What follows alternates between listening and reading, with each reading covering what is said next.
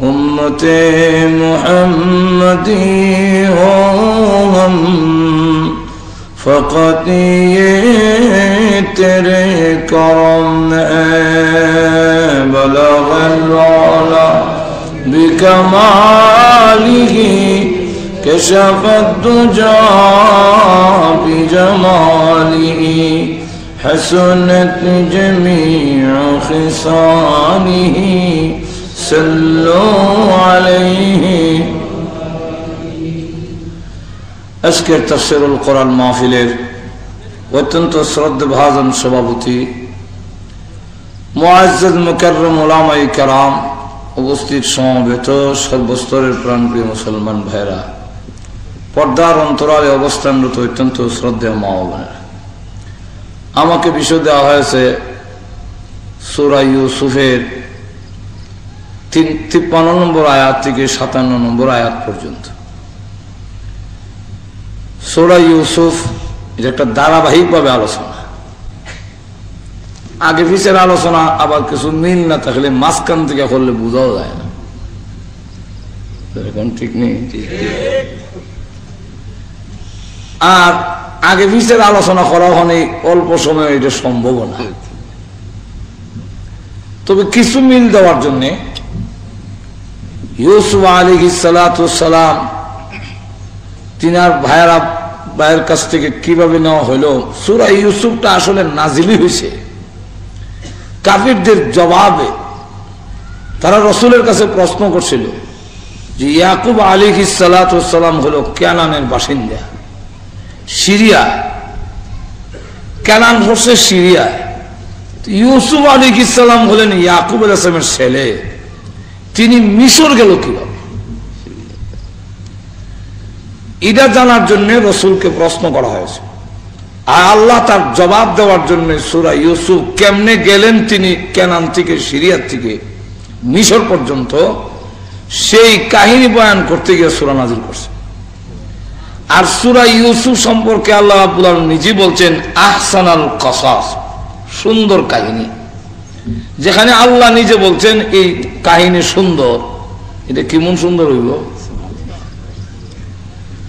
ইউসুফ আলাইহিস সালাতু ওয়াস সালাম সুন্দর ছিলেন, যেমন তার গঠন সুন্দর ছিল, ঠিক তেমনি ভাবে তার চরিত্র, তার আখলাকও এমন সুন্দর ছিল, যার ফলে ইউসুফ আলাইহিস সালামকে ইয়াকুব আলাইহিস সালাম মহব্বত করতেন বেশি। সন্তান, প্রত্যেক সন্তানের প্রতি এক সমান ভালোবাসা হয় না, কিছু সন্তানের প্রতি ভালোবাসা বেশি যাওয়াটা এটা স্বাভাবিক, এটা কোনো দোষ না। কারণ মহব্বত কারো দিকে যাওয়া এটা নিজের কন্ট্রোলে নয়, কিন্তু মহব্বতে হইলে একের জায়গা বেশি দিলেনি, এটা হইল অপরাধ। দোকান একটা বেশি দিলে এটা যায় না, কাপড় চোপড় বেশি দিবা এটা ঠিক না, কিন্তু উঙ্গা সুমা দু একটা বেশি ভর্ত হয়, যেরকম ঠিক না, ঠিক আছে। এখন আসুন, ইউসুফ আলাইহিস সালাতু ওয়াস সালাম নবী হবেন এই কারণে, যেমন দহির সুন্দর, আল্লাহ এমন সুন্দর আর কোন নবীকে বানান নাই আমাদের নবী ছাড়া। আমাদের নবী ছাড়া যত নবী পৃথিবীতে আসছিলেন সকল নবীর চাইতে ইউসুফ আলাইহিস সালাম বেশি সুন্দর ছিলেন। তার আখলাকও ভালো, যেহেতু নবী হবে। আর স্বপনের মাধ্যমেও বোঝা গেছে উনি যে নবী হবেন, ইয়াকুব আলাইহিস সালাম তাকে বেশি মহব্বত করতেন।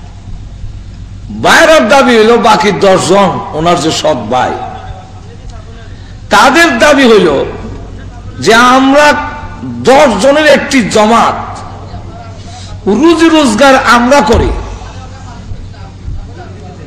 সাতবার জায়গাও নাই,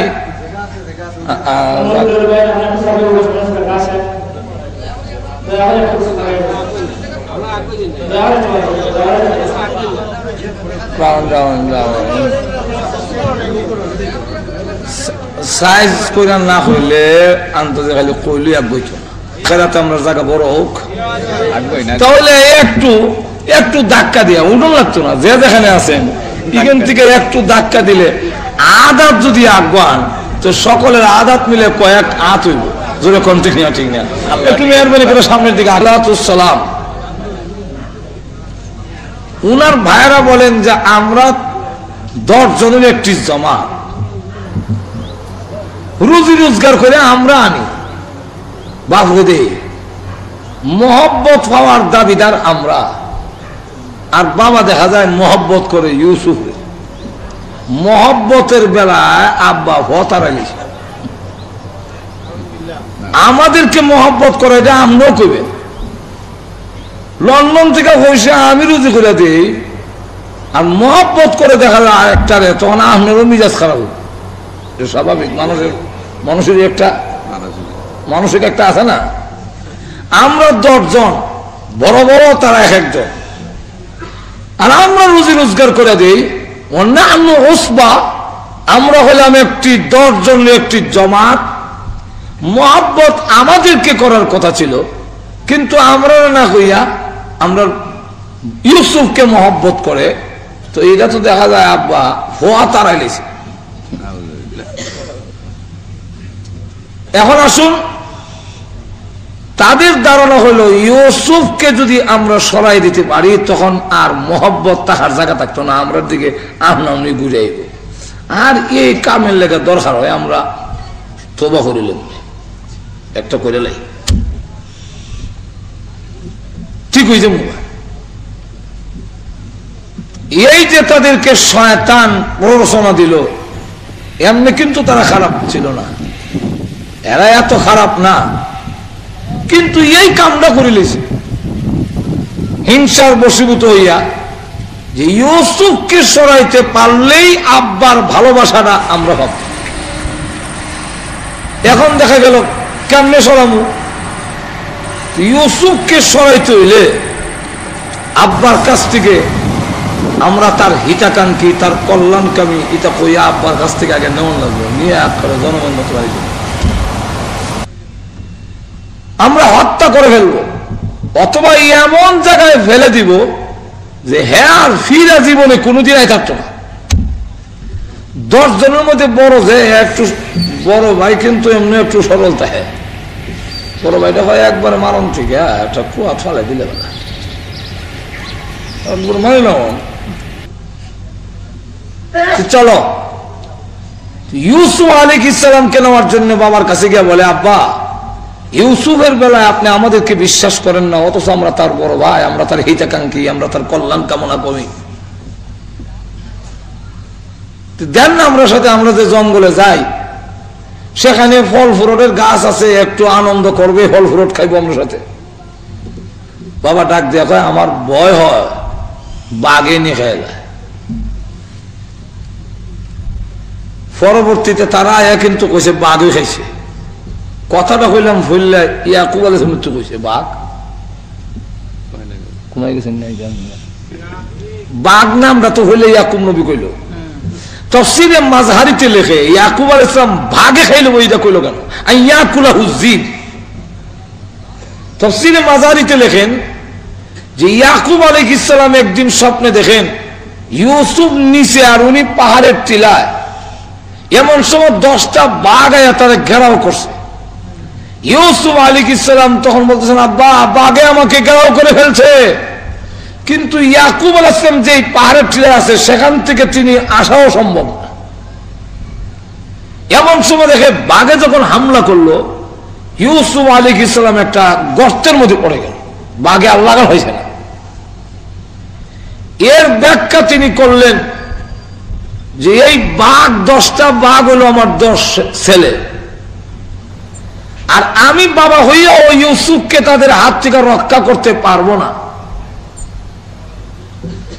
আবার গর্তের মধ্যে যে বিলীন হয়ে গেল, এতে বোঝা যায় 10 জন ভাই মিলে আমার ইউসুফকে মারতেও পারবে। আল্লাহ হেফাজত করে। আল্লাহ রাব্বুল আমিন এই ঘটনা ঘটাইয়া মাঝখান দিয়ে আরেকটা পরীক্ষাও নিলেন। তাফসীরের কিতাবে লেখে ইয়াকুব আলাইহিস সালাম নামাজও দাঁড়ায়ও ছেলের দিকে চোখ যায়। মোহাব্বতের সন্তান যদি আপনার থাকে আর ঘরের মধ্যে খেলাধুলা করে, খাট পালঙ্গের মধ্যে খেলে, আপনি নামাজ পড়েন, দেখবেন এটা খাট থেকে নিচের দিকে নামবার সময় অর্ধেকটা নামে গেছি আর অর্ধেকটা ঝুলে রয়েছে। এমন সময় আপনি আলহামদুলিল্লাহ বললেও আলহামদুলিল্লাহ রাব্বিল আলামিন আর এটা নিয়ে হটি যাই এর মা জানে কই গেল, মন এদিকে যাওয়া স্বাভাবিক। যেরকম ঠিক ইয়াকুব আলাইহিস সালাম আল্লাহর দরবারে দাঁড়াইয়া সুন্দর ছেলে ইউসুফের দিকে চোখ চলে যায়। আল্লাহ রাব্বুল আলামিন বলেন, দাঁড়াইছো আমার দরবারে আর ছেলের মহব্বতে দেখা যায় তোমার খেয়াল নজর সন্তানের দিকে চলে যায়, তাহলে আমি এই তোমার সন্তানকে তোমার কাছ থেকে সরাইয়া নিয়া এমন কান্দানি কান্দামু দেহমু তখন মহব্বত কই যায়, তো পরীক্ষা হয়ে যাবে। পয়গম্বরকে পরীক্ষা ফলাই দিলেন। যাই হোক, ইয়াকুব আলাইহিস সালাতু ওয়াস সালাম তিনি তাদের সাথে দিয়া দিলেন শেষ পর্যন্ত। তারা নিয়ে করছে গীতা বাবার সামনে যতক্ষণ আছিল ততক্ষণ তো কান্দ করে নিয়েছে, হ্যাঁ কয় আমার কাছে দেন, হ্যাঁ কয় আমার কাছে দেন। আর বোঝা যায় ইউসুফের লেগে কলজা ফাটি যায়, ওগুলো একজনের হলে এমন মহব্বত। কিন্তু আর ইয়াকুব আলাইহিস সালাম পথের দিকে তাকাই দিলেন, কিন্তু যেই মাত্র চোখের আড়ালে গেছে এমনি আসার দেখা লাইয়া কয়, তুই না স্বপ্নে দেখছিল চান সুরজ তোরে সেজদা করে তোরে সাহায্য অর্থ। এখন আসার দেখা একজনের লাথি মারে আরেক ভাইয়ের কাছে যায়, তুই এই ভাই আবার লাথি মারে। ইউসুফ আলাইহিস সালাতু ওয়াস সালাম বলেন, আব্বার সামনে যে তোমরা কারাকারি করলা আর ওখান দিয়ে আমার লাথি মারে রেখে দেয়া। যাই হোক, ইউসুফ আলাইহিস সালাতু ওয়াস সালামকে মায়ের দূর করে কুয়ার যখন ফেলে দিল আর গায়ের জামাটা রেখে দিল, জামাটা একটা বকরি যাবো কইরা দুম্বা এটার রক্ত দিয়া জামাটারে মা খাইছে। বাপরে বুঝাইতো রক্ত দিয়া বাঘে যে খাইছে, কিন্তু আল্লাহ মাথার স্কুপ একটা ড্রিল করে দিছে, পাঞ্জাবিটা জিট তো আর মন নাই। বাবার কাছে গিয়ে কান্দা কাচ্চা কইল, ইউসুফরে বাগে গেলি। ইয়াকুব আলাইহিস সালাম জামাটা ধরলেন এইভাবে ধরে বলেন, কেমন শিকারি বাগে খাইলে? আমার ইউসুফকে জামার ভিতর থেকে খাইছো, কিন্তু জামা দিছিল না, ভালো না, বড় শিক্ষিত বাগরে। ছেলেরা কয়, আব্বা তো বিশ্বাস করছে না, আর আমরা তো ভুল করছি, জামাটা দিছিলাম না। কথাটা তো ঠিক। তাফসীরে মাযহারিতে আল্লামা সানাউল্লাহ হানিমতি রাহমাতুল্লাহ লেখেন, বাঘকে বুঝাবার জন্য তারা বলেন তো বড় বড় দশ জনে বের দিয়ে গিয়া জঙ্গল থেকে এক বাঘ ধরে লিয়েছে। বাঘে তো আর মারতে পারে না, দুরশিদের ফোসা পাই তুমি বাঘ ধরে না, এই বাঘে খাইছে, আপনি তো বিশ্বাস করছেন না, বাঘটা ধরে আনছে। ইয়াকুব আলাইহিস সালাতু ওয়াস সালাম বাঘের মাথায় হাত দিয়া বলেন, ওরে বাঘ, আমি কি অন্যায় করলাম? আমার ইউসুফকে তুই কেন খাইলি?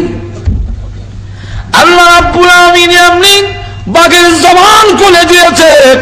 বাঘ ডাক দিয়ে বলে, আল্লাহর পয়গম্বর, আপনার ইউসুফকে খাবো দূরের কথা, আমি ইউসুফ জিন্দেগিতে দেখছি না, আমি জঙ্গল হই না, আমি আসলাম বেড়াইতাম, আপনার ছেলেরা ধরলি। তখন ইয়াকুব আলাইহিস সালাম বুঝতে পারলেন যে তাদের মন তাদেরকে এই কাজ করার জন্য উৎসাহিত করছে। এটা নিয়ে বেশি বাড়াবাড়ি করলে শেষ পর্যন্ত আরো গন্ডগোল। হাঁটু জোড়া কর না, বাড়বো না কমবো? বাড়বো। আচ্ছা যাক, আর জমাতে লাভ নাই। উনি বলেন, ফাসাবরুন জামিল, আমি সবর করলাম। ইউসুফ আলাইহিস সালামকে যখন কুয়া ছেড়ে দিল, আল্লাহ ডাক দেয়, ও জিবরাইল, যাও তাড়াতাড়ি ইউসুফ আলাইহিস সালাম এই অন্ধকার কুয়ার নিচে পৌঁছার আগে আগে তোমার নূরের পাখা তার নিচে বিছায়।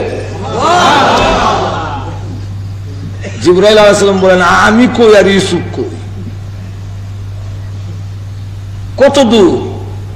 এমনি আমার যা ক্ষমতা ছিল সমস্ত ক্ষমতা প্রয়োগ করে আমার সমস্ত পাখা ছেড়ে দিয়া টান দিলাম জোরে।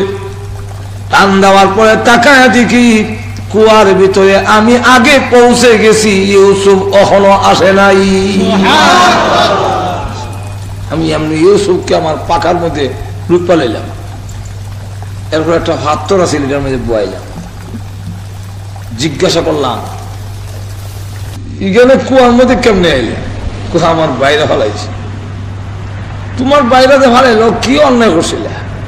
জিবরাইলে মাথা অন্যায় আর কিছু না, আমার আব্বা আমার বেশি মহব্বত করতেন, এই মহব্বত করারই আমার কুয়াত আওয়ার কারণ। আল্লাহ ডাক দিয়ে বলেন, ও জিবরাইল, গলার মধ্যে একটা তাবিজ আছে, এটার ভিতরে একটা জামা আছে, এটা টান্দা করলে ইউসুফ রে হরাইয়া দাও। এখানে আবার জামা এলো করতে গিয়া তাবিজের দিচ্ছে। হযরত ইব্রাহিম আলাইহিস সালাম, ইব্রাহিম আলাইহিস সালাম হলেন ইয়াকুব আলাইহিস সালামের দাদা, বাবার নাম হলো ইসহাক, আর ইসহাকের বাবার নাম হলো ইব্রাহিম। ইব্রাহিম আলাইহিস সালামকে যখন নমরুদের আগুনে ফেলে দেওয়ার সময় নমরুদের লোকেরা জামা খুলে লইছে, হযরত ইব্রাহিম আলাইহিস সালাম বলেন, প্রভু তোমার জন্য আগুনে পড়ে জলে ছাই খাই হইতে আমি 1000 বার রাজি আছি, কিন্তু উলঙ্গ করা হবে এটা আল্লাহ বরদাস্ত করতে পারি না। আল্লাহ রাব্বুল আমিন তখন জিবরাইলকে বললেন, ও জিবরাইল, জান্নাত থেকে একটা পোশাক নিয়ে যাও, আমার ইব্রাহিম নবীকে জান্নাতের পোশাক পরাইয়া দাও। আগুনে ফেলে দেওয়ার আগে হযরত ইব্রাহিম আলাইহিস সালামকে জান্নাতি পোশাক পরাইয়া দেওয়া হয়। এই জান্নাতি পোশাকটা নিয়ে 40 দিন পর্যন্ত আগুনের ভিতরে রইলেন, বের হয়ে আসলেন। এই পোশাকটা ক্রমান্বয়ে ইসহাক আলাইহিস সালাম পাইল, পরে ইসহাক আলাইহিস সালাম থেকে ইয়াকুব আলাইহিস সালাম জান্নাতি পোশাক পাইলেন, আর হযরত ইয়াকুব আলাইহিস সালাম এই জান্নাতি পোশাকটাকে একটা কবজের ভিতরে তাবিজের ভিতরে বইরা, এরপরে এটা জান্নাতি পোশাক তো টান দিলে অনেক বড় হয়, আবার খুব ছোট হয়। এই পোশাকটাকে একটা তাবিজের ভিতরে বইরা ইউসুফ আলাইহিস সালামের গলার মধ্যে লটকাই দিছে হেফাজতের লেগে। এই তাবিজের ভিতরে পোশাক, আল্লাহ বলেন তার জামা একটা আছে তাবিজের ভিতরে, যেহেতু বাইরা জামারা রেখে দিছে, খুললে রেখে দিছে, সুতরাং ওই জান্নাতি পোশাকটা ইউসুফ নবীকে পরাইয়া দাও। ইউসুফ আলাইহিস সালাম এখন কুয়ার ভিতরে আছেন, আর বড় ভাই ইয়াহুদা তার না হে কুস খবর রাখে কোন সময় আয়ার হিদিকে বণিকরা যাইতেছে রাস্তা দিয়া, তার পানির দরকার, কুস্তে কুস্তে গিয়ে কুয়ার মধ্যে বালতি বাড়াইছে। এমনি আল্লাহ অর্ডার দিল, জিবরাইল এই বালতির মধ্যে ইউসুফ নবীর বয়ে দাও। যেই মাত্র বসাইছে আর এমনি আর টান দেখো বালতি দিব, ভাল লাগে। যখন দেখে গর্তের কাছে আইতাছে, মুখের কাছে, বোঝা গেল সূর্য গর্তের ভিতর থেকে উঠতেছে। সকলে কয় ইন্না আলিল্লাহ, সূরজ তো আসমান ওঠে, ওখান থেকে গাতার থেকে উঠতেছে, ব্যবহার কিটা।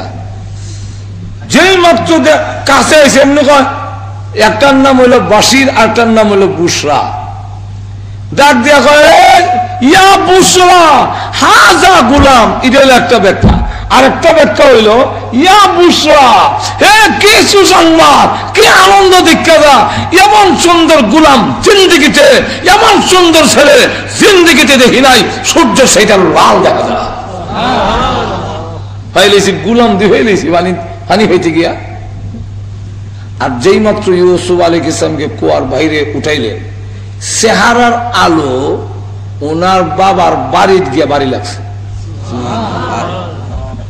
এই আলু দেখা বড় ভাই ইয়াহুদা দৌড়তে বাড়িয়া কয়, ওই কে কই আসো তাড়াতাড়ি। আমি কেমনে কি বলি, ইউসুফ রে কুয়ার থেকে তুলে লেছে। কেমনে বললা? আজকা দেখলাম বাড়ির মধ্যে একটা দিনের জিলহির মতো, আর আলুটা বুঝলাম এটা ইউসুফের চেহারার আলু। হ্যাঁ, তখন উঠাই লিয়া যায়, এমনি দৌড়িয়া গিয়ে তারা কয়, এই ছেলেটা আমরা গোলাম, সে ভাগ্য জায়গা, ভাগ্য যাওয়ানোর অভ্যাস, এটা আমরা। তো ঠিক আছে, তোমরা যদি নিতে চাও নিয়ে যাও, তবে আমরা কিছু টাকা বসে দেওয়া যাবে। 40 টাকার বিনিময়, কেউ বলেন 20 টাকার বিনিময় বাইরা ইউসুফ রে বুঝলি। এই কম পয়সার মধ্যে বেচলো কেন? অত কম পয়সায় গেল, এইগুলো একটা কারণ আছে। আগে যখন খালি শুধু বুঝবার লেগে আনতেছে, অনেক সময় যাবে। এখন দেখা গেল ইউসুফ আলাইহিস সালামকে এই কম পয়সায় বিক্রি হইল এখানে মাত্র 20 টাকা। বাক্সিন দারাহিমা মাদুদা। মাদুদা শব্দটা আরবিতে তখন সময়ে টাকা পয়সা গণনের 2 পদ্ধতি ছিল।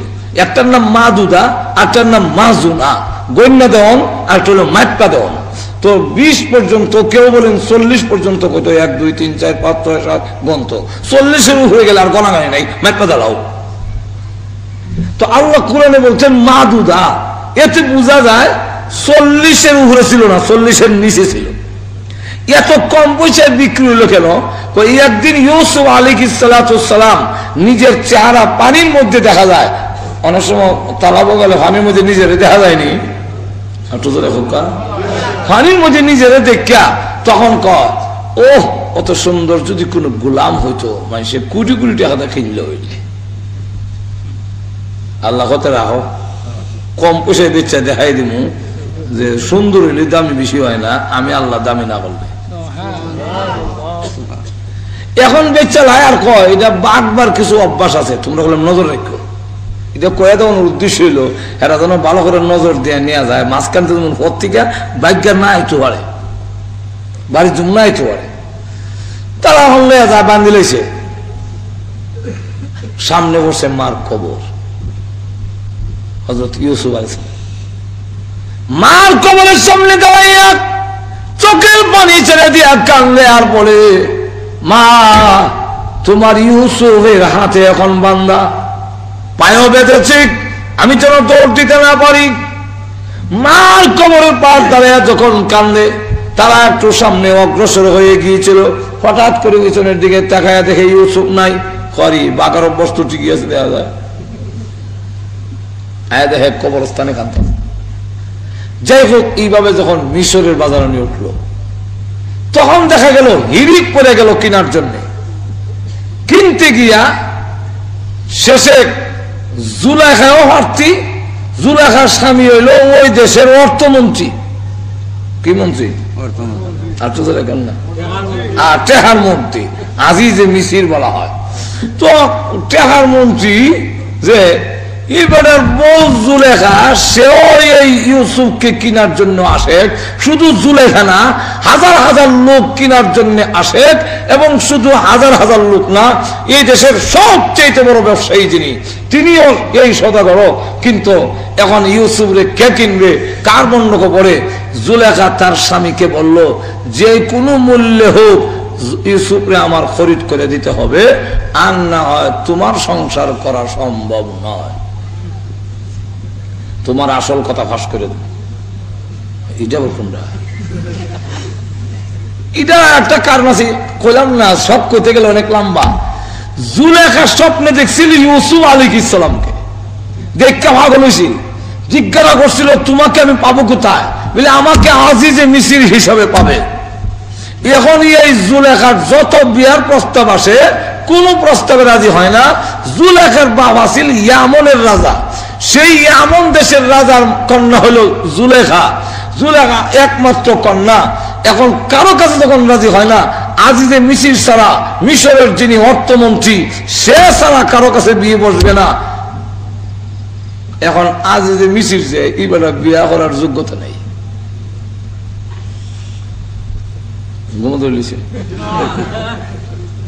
এখন বাদশার কাছে তদানীন্তন সময় যে বাদশা ছিল মিশরের, তার নাম হলো রায়ান। তার কাছে প্রস্তাব পড়েল ইয়ামনের রাজা যে তোমার অর্থমন্ত্রীর কাছে আমার মেয়ের বিয়া দিব। এখন অর্থমন্ত্রী তো বিয়া করার যোগ্যতা নাই। এখন এই কথা যদি বলতে যাই তাহলে শরম না, এটা তো একটা গোপনীয় জিনিস, আউট হয়ে যাবে।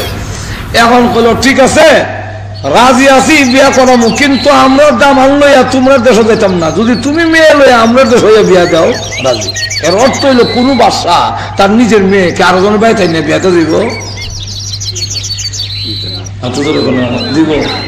এখন তো এইভাবে যদি না দেয়, আর দেয় যদি এইভাবে, তাহলে আমরা পরে কমু, যখন গন্ডগোল লাগবো জামাই বয়ে, তখন আমরা তো কি দোষ, আমরা তো তোমার বাড়িতে গিয়ে বিয়া করে আইনা দেয়া গেছলা।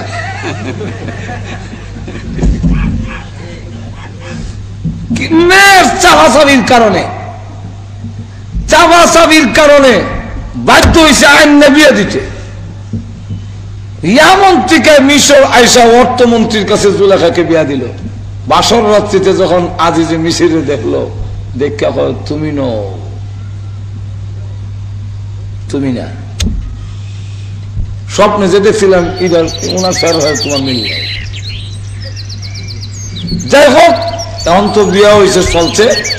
ওই আজিজ মিশরে হয় তুমি আর যদি সবকিছু হাঁস না ফলন লাগে আর আমার তাফন লাগে, এই গুলামটা কিনে দাও। এখন করছে মহাবীর বাদশার কাছে গিয়া কইল যে আমার তখন অর্থমন্ত্রী সব এখন আপনি যেভাবে হোক এই গোলামকে কিনে দিতে, যেখানে এই দেশের সবচেয়ে বড় শিল্প ইউসুফকে কিনতে গেছে। এখন কেমনে কিনবে? শেষে এখন একটা হয়েছে যে সবচেয়ে বড় রেট করব তার কাছে ইউসুফকে বিক্রি করা হবে। জুলেখার পক্ষ থেকে যেটা লেখা হইল, কে কত কয় এটা কওয়া হয় না, খালি বউর করে দেবা বলে আমি অত, অমুক অত, অমুক 5 কোটি, অমুক 10 কোটি, এরপরে সব মিলাইয়া যার অ্যামাউন্টটা বেশি হবে তার কাছে আমরা ইউসুফকে বিক্রি করব। জুলেখা কোনো কোটি না লেখা লেখছে যে সর্বোচ্চ রেট যেটা হবে সেটার থেকে আরো 500 টাকা বেশি। বুঝেন নাই মনে হয়? এখনো বুঝছেননি?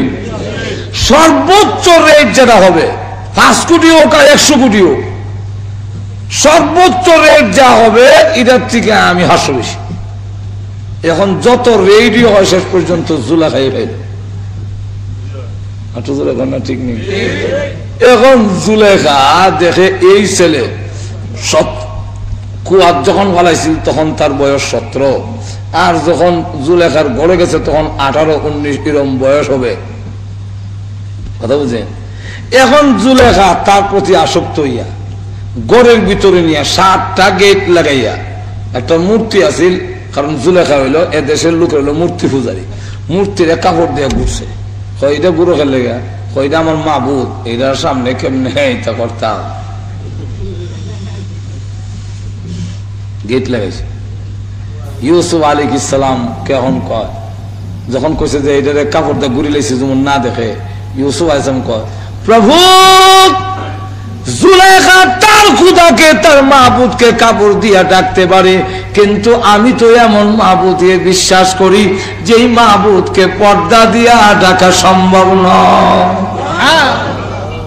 ঠিক নেই? পর্দা দিয়া ডাকা সম্ভব না। এমনি জুলেখা ডাক দিয়া বলে, তুমি কত সুন্দর, আমার জিন্দেগিতে কত চুল দেখলাম কিন্তু তোমার চুলের মতো দেখিনি। আকর্ষণ করে। তা আমরা দেশের প্রেমিকেরা যা কয়, প্রেমিকেরা সব কইতাছে। ইউসুফ আলাইহিস সালাম ডাক দিয়ে বলেন, জুলেখা আমার চুল যতই সুন্দর হোক না কেন, যেদিন মরে যাব কবরে যেদিন রাখা হবে, আমার দেহ থেকে এই সুন্দর চুলগুলো অটোমেটিক ভাবে ঝরে ঝরে পড়ে যাবে। ইউসুফ না জুলেখা ডাক দিয়ে, ইউসুফ জীবনে কত চক্ষু দেখেছি, তোমার মতো ইমন মায়াবী চোখ কোনোদিন দেখিনি। ইউসুফ আলাইহিস সালাম বলেন, ও জুলেখা আমার চোখ যতই সুন্দর, কবরে রাখার পরে এই দেহ থেকে চক্ষু একদিন খসে পড়ে যাবে।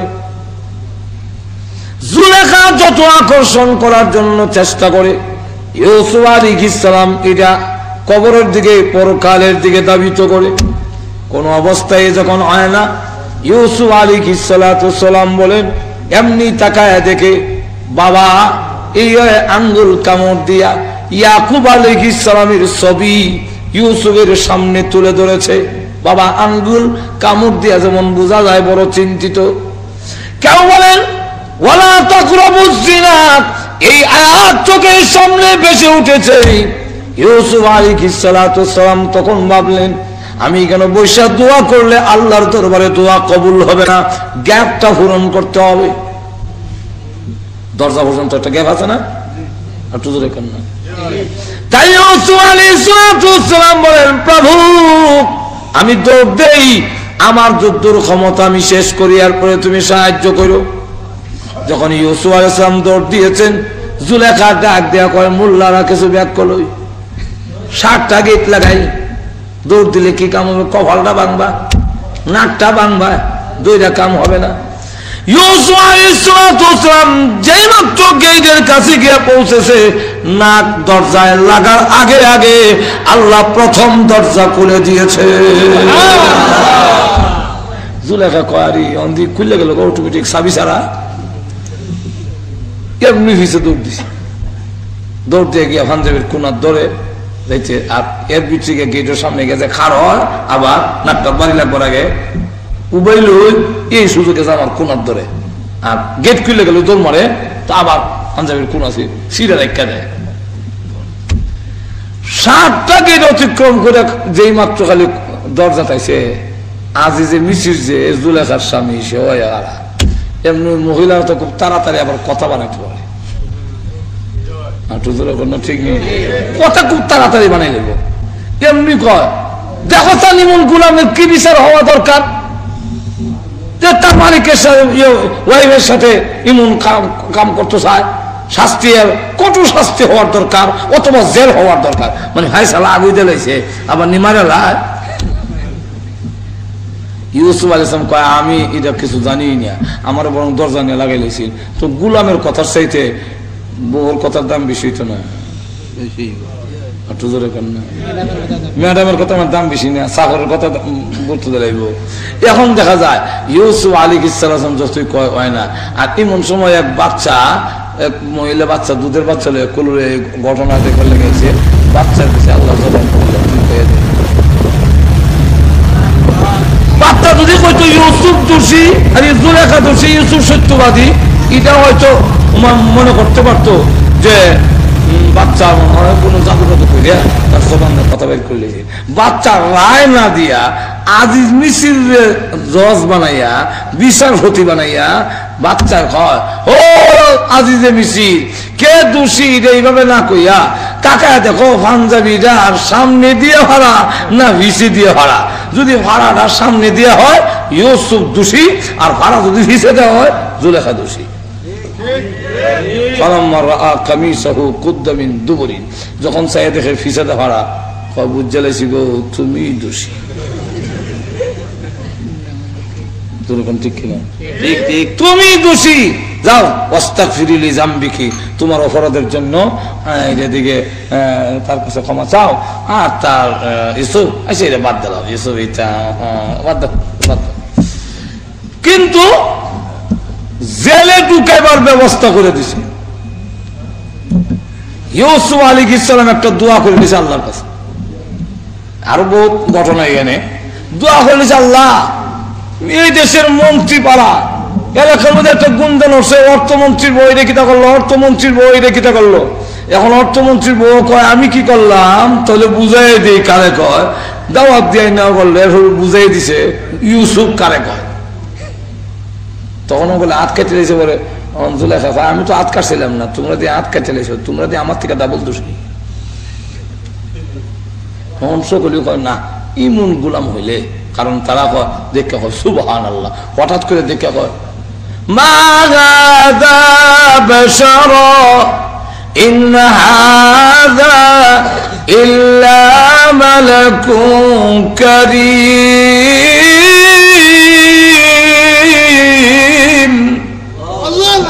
সম্মানিত ফেরেশতা, এই লোক হতে পারে না।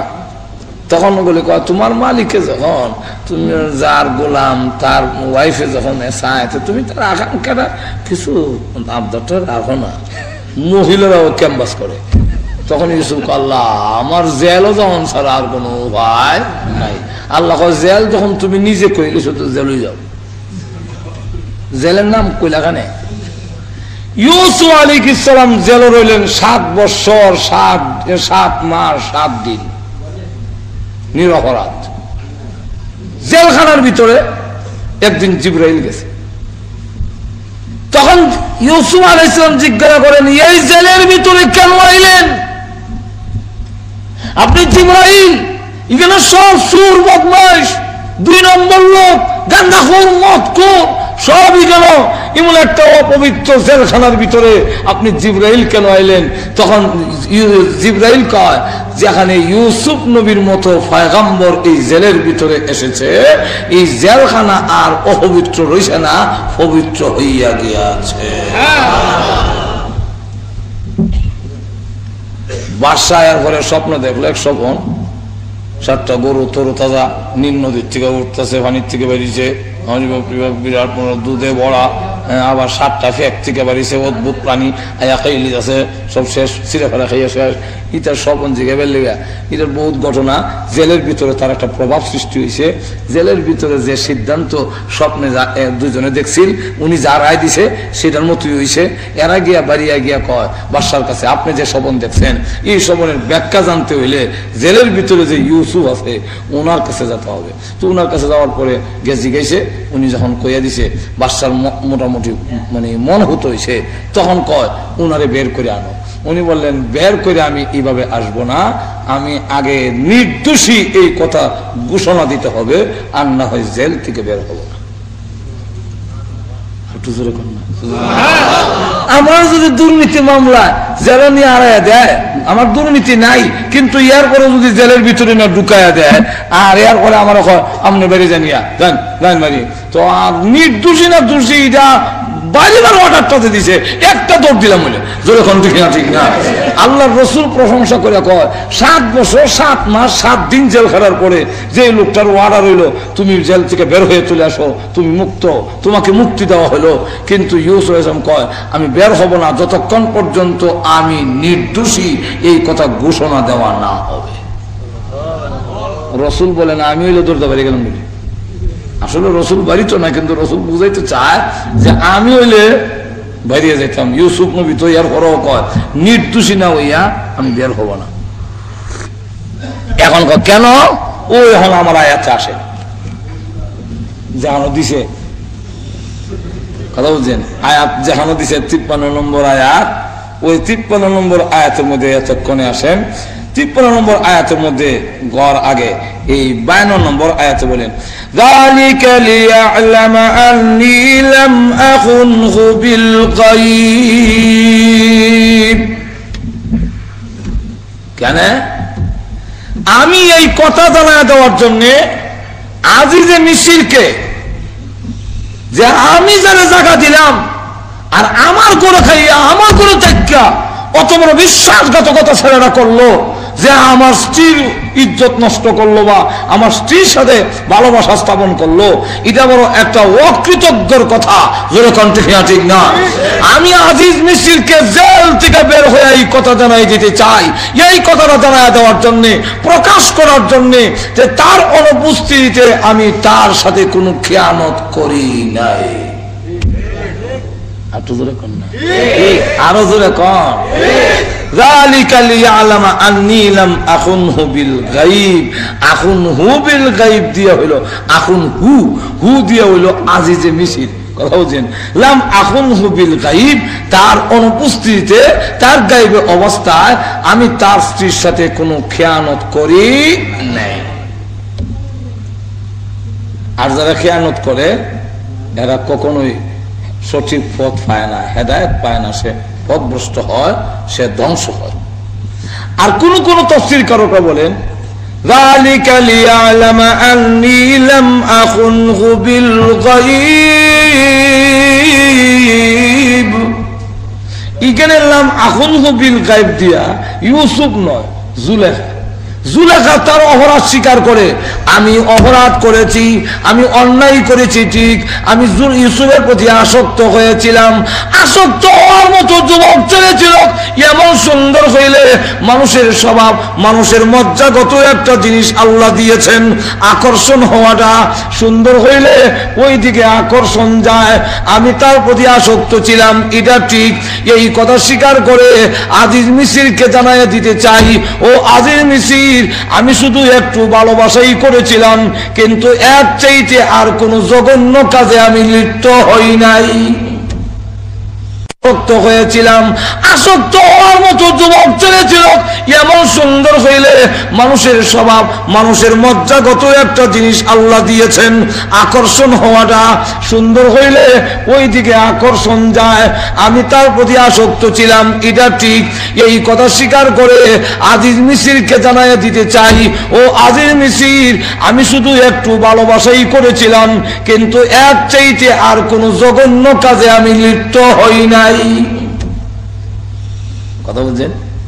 ইয়ার পরে বলেন, তফসির কারটা বলেন যে এখান থেকে ওই 57 নম্বর আয়াত, ওয়ামা উবাররিউ নাফসি ইন্নান নাফসা লাআম্মারাতুম বিসসু ইল্লা মা রাহিমা রাব্বি। হযরত ইউসুফ আলাইহিস সালাম বলেন যে আমি কথা জানায় দেওয়ার জন্য যে আমি ইউসুফ আলাইহিস সালাতু সালাম, আমি আজিজ মিসির, আমার যে মালিক, আমার যিনি ছিলেন বস, তার স্ত্রীর সাথে আমি কোনো খারাপ খেয়ানত করি নাই, তার বড় খাইয়া বিশ্বাসঘাতকতা আমি করি নাই। এই কথাটা প্রকাশ করার জন্য উনি যে হক ধরে বললেন, এটার মধ্যে আবার কিছু অহংকারের কিছু বোঝা যাইতে পারে। এই কথাটার জবাব দেওয়ার জন্য বলেন, ওয়ামা উবাররিউ নাফসি, আমি নিজেকে একবারে পবিত্র মনে করি না। কেন? ইন্নান নাফসা লাআম্মারাতুম বিসসু, এটা নিজের শুরু মনে করবার লাগে যে মানুষের ভিতরে, প্রত্যেকটা মানুষের ভিতরে এই চাহিদা আল্লাহ রাব্বুল আলামিনের দেওয়া, হোক সে আলেম, হোক সে পীর সাহেব, ফিরো যদি হয়, তারও ওই দিকে আকর্ষণ, এটা আল্লাহর দেওয়া। কোন পীর সাহেব যদি বলে মুরিদ নিয়ে আমার সামনে আইলে ওই দিকে আমার ধ্যান খেয়াল যায় না, যদি কয় তাহলে বুঝবা যে এটা হয়তো বাটফার আর নাইলে রুগী, হাসপাতালও হরানির দরকার। আর না হয় মন যায় কিন্তু আসল কথা কয় না। জোরে কন না, আরো জোরে। এটা আল্লাহ রাব্বুল আলামিনের জন্য মজ্জাগত দেওয়া।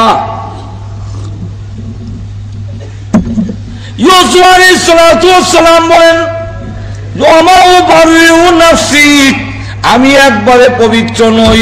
আমি কথা বলি না যে আমি নিজেকে একবারে পবিত্র, আমার মন যে একবারে পাক পবিত্র, ইমন আমি বলি না। ইন্নান নাফসা লাআম্মারাতুম বিসসু, নিশ্চয়ই নষ্ট হইল এটা মন্দ প্রবণ। এটার মধ্যে আল্লাহ এই যোগ্যতাই দিয়েছে, মানুষের মন সবসময় খারাপ কাজের দিকেই চায়। আর তো জোরে কন না, খারাপ কাম বালা কাম চায় না, নামাজ পড়তে মন চায় না, রোজা রাখতে মন চায় না, জিনা করতে মন চায়, সুদ খাইতে মন চায়, গান নাচ গান করতে মনে ভালো লাগে। আর তো জোরে কন না, নামাজ না পড়তে ভালো লাগে, পড়তে ভালো লাগে না।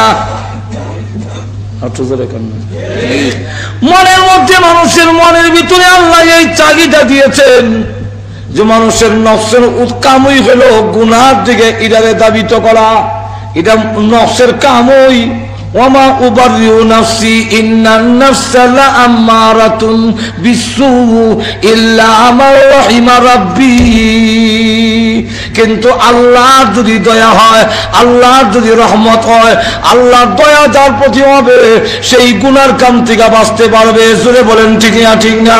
আসক্ত হয়েছিলাম, আসক্ত হওয়ার মতো যুবক ছেলেছিল, এমন সুন্দর হইলে মানুষের স্বভাব, মানুষের মজ্জাগত একটা জিনিস আল্লাহ দিয়েছেন, আকর্ষণ হওয়াটা সুন্দর হইলে ওই দিকে আকর্ষণ যায়। আমি তার প্রতি আসক্ত ছিলাম, এটা ঠিক। এই কথা স্বীকার করে আজিজ মিসিরকে জানাইয়া দিতে চাই, ও আজিজ মিসির, আমি শুধু একটু ভালোবাসাই করেছিলাম, কিন্তু এর চাইতে আর কোনো জঘন্য কাজে আমি লিপ্ত হই নাই। কথা বুঝছেন? ইয়ার পরে বলেন, তফসির কারটা বলেন যে এখান থেকে ওই 57 নম্বর আয়াত, ওয়ামা উবাররিউ নাফসি ইন্নান নাফসা লাআম্মারাতুম বিসসু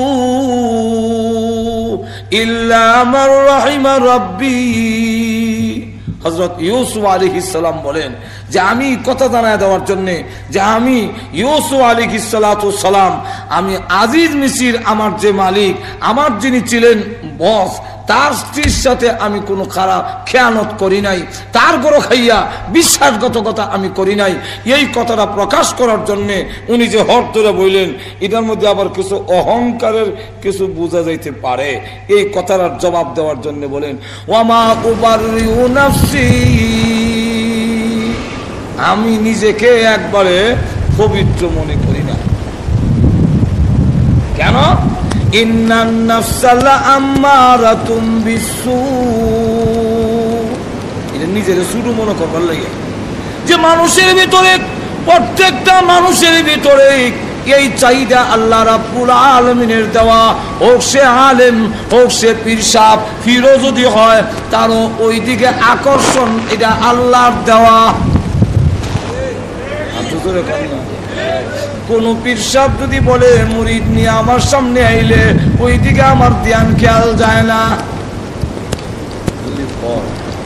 বুঝবা এটা হয়তো পাঠা আর না, এটা রুগী হাসপাতালও পাঠানির দরকার। আর না হয় মন যায়, কিন্তু আসল কথা কয় না। আরো জোরে, এটা আল্লাহ রাব্বুল আলামিনের জন্য মজ্জাগত দেওয়া। ইউসুফ আলাইহিস সালাতু ওয়াস সালাম বলেন ওয়ামা উবাররিউ নাফসি, আমি একবারে পবিত্র নই। আমি কথা বলি না যে আমি নিজেকে একবারে পবিত্র, আমার মন যে একবারে পাক পবিত্র, ইমন আমি বলি না। ইন্নান নাফসা লাআম্মারাতুন বিসসু, নিশ্চয়ই নফস হইল এটা মন্দ প্রবণ। এটার মধ্যে আল্লাহ এই যোগ্যতাই দিয়েছে, মানুষের মন সবসময় খারাপ কাজের দিকেই চায়। আর তো জোরে কর না, খারাপ কাম বালা কাম চায় না। নামাজ পড়তে মন চায় না, রোজা রাখতে মন চায় না, জিনা করতে মন চায়, সুদ খাইতে মন চায়, গান নাচ গান করতে মনে ভালো লাগে। নামাজ না পড়তে ভালো লাগে, পড়তে ভালো লাগে না। মনের মধ্যে, মানুষের মনের ভিতরে আল্লাহ এই চাহিদা দিয়েছেন যে মানুষের নফসের কামই হলো গুনার দিকে ইরারে দাবিত করা। এটা নফসের কামই। ওয়ামা উবাররিউ নাফসি ইন্নান নাফসা লাআম্মারাতুন বিসসু ইল্লা মা রাহিমা রাব্বি। কিন্তু আল্লাহর যদি দয়া হয়, আল্লাহর যদি রহমত হয়, আল্লাহর দয়া যার প্রতি হবে, সেই গুনার কাম থেকে বাঁচতে পারবে। জোরে বলেন ঠিক না? ঠিক না? ইউসুফ আলাইহিস সালাতু ওয়াস সালাম নিজেকে শুরু মনে করার জন্য যে আমি যে এটা আমার বেটাগিরি না, এটা আমার অহংকার না। কোন মানুষ যদি গুনার কাম থেকে বাঁচতে পারে, তাহলে ওই মানুষ বেটাগিরি না কইরা যে অমুকে গাঞ্জা খায় আমি খাই না, অমুকে মদ খায় আমি খাই না, অমুকে জিনা করে আমি জিনা করি না, অহংকার করার কিছুই নাই। কোন মানুষ যদি গুনার কাম থেকে বাঁচতে পারে, তাহলে এই কথাটা আল্লাহর শুকর আদায় করার দরকার যে এই গুনার থেকে বাঁচাটা আমার কাম নয়, গুনার কাম থেকে বাঁচা আমার কোনো অহংকার নয়, আমার মহান আল্লাহর দয়া মায়ায় আমাকে বাঁচাই আছে। ঠিক কিনা? হযরত ইউসুফ আলাইহিস সালাতু ওয়াস সালামের আগের কথাটা একটা অহংকার আসতে পারে যে আমি, তার কথাটার মধ্যে অহংকার, আত্মগরিমা, যে আমি ওই কথাটা প্রকাশ করার জন্য যে তার অনুপস্থিতিতে আমি খেয়ানত করি নাই। পরে এই কথাটার মধ্যে একটু অহংকার, আত্মগৌরব কিছু এসে যেতে পারে। এই জন্য পরের আয়াতের মধ্যে বলেন যে আমি যে গুনার কাম থেকে বাঁচছি, জুলেখা যে পরিস্থিতি সৃষ্টি করেছিল, এই পরিস্থিতিতে কোনো মানুষ গুনার কাম থেকে বাঁচার কথা নয়, আল্লাহ যদি না বাঁচায়। আরো জোরে কর। আল্লাহ রাব্বুল আলামিন এই জন্য বলেছেন ওয়া আম্মা মান খাফা মাকামা রাব্বিহি ওয়া নাহান নাফসা আনিল হাওয়া ফাইনাল জান্নাতা হিয়াল মাওয়া ওয়া লিমান খাফা মাকাম রাব্বিহি জান্নাতান। আল্লাহ রাব্বুল আলামিন বলেন কিয়ামতের কঠিন ময়দানে দাঁড়িয়ে জবাবদিহি করতে হবে। এই কারণে যেই মানুষটা গুনার কাম থেকে বাঁচাবার জন্য আমি আল্লাহকে ডরায়া গুনার কাম থেকে ফিরে আসে, আমি আল্লাহ ঘোষণা দিলাম তার জন্য আমার জান্নাত তৈয়ার করে রেখে দিয়েছি। মানুষ গুনার কাম থেকে বাচ্চা থাকা এটা তার কোন নিজের ক্ষমতা নয়, এটা আল্লাহর রহমত, আল্লাহর দয়া। সুতরাং যারা গুনার কাম থেকে বাঁচতে পারে, সুদ খায় না, ঘুষ খায় না, জিনার দিকে যায় না, মদ খায় না, তার এটা আত্মগরিমা না কইরা বরং আল্লাহর শুকর আদায় করার দরকার যে আল্লাহ তোমার রহমত আমার প্রতি হইছে, এই কারণে আমি গুনার কাম থেকে বাঁচতাম পারছি। এই কথাটা বোঝাবার জন্য ইউসুফ আলাইহিস সালাতু ওয়াস সালাম এই কথা বললেন। যাই হোক, সময় কম, আলোচনা অনেক বেশি। এখন আসুন তো, হযরত ইউসুফ আলাইহিস সালাতু ওয়াস সালামকে বাদশা হলো যে তাকে আমার সামনে হাজির করো। বাদশারা ডাক দেয়া কয় ইউসুফকে আমার সামনে আনো। ইউসুফ কোথায়? তাকে আমার সামনে আনো দেখি।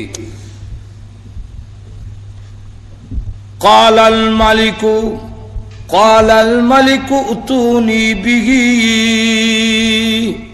এখন বলল ঠিক আছে, তোমাকে ঘোষণা দিলাম তুমি নির্দোষ, বের হয়ে আসো। ইউসুফ আলাইহিস সালাতু ওয়াস সালাম নির্দোষ ঘোষিত হওয়ার পরে যখন বের হয়ে আসলেন বাদশার সামনে, জেলের গেটে দাঁড়ায় তিনি বললেন, তার সাথে যারা জেলের মধ্যে ছিল সকলে বলো আল্লাহ। এই লোক কান্নার রুল পড়ে গেল যে এমন ভালো লোক জেলখানার ভিতরে জিন্দেগিতে কোনোদিন আসেনি। জেলের ভিতরে যে সমস্ত খারাপ লোক ছিল, ইউসুফ আলাইহিস সালামের সান্নিধ্য থেকে খারাপ লোকগুলো ভালো হয়ে গেছে। ইউসুফ আলাইহিস সালাতু ওয়াস সালাম তখন জেলের গেটে দাঁড়ায় কইল, এই জেলখানা হইল পৃথিবীর জিন্দা মানুষের কবরস্থান।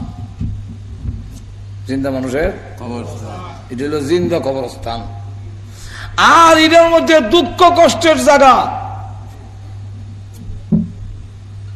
এবং শত্রু যারা তারা আনন্দ উল্লাসের জায়গা।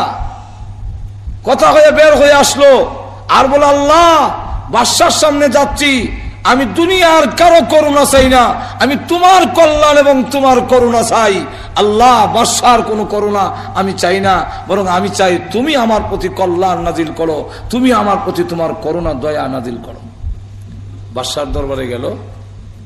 বাদশা তখন ওনার সাথে যখন কথোপকথন শুরু করলো, কথা বলার পরে তিনি বললেন, বাদশা আরবিতে কথা বলে হযরত ইউসুফ আলাইহিস সালাম।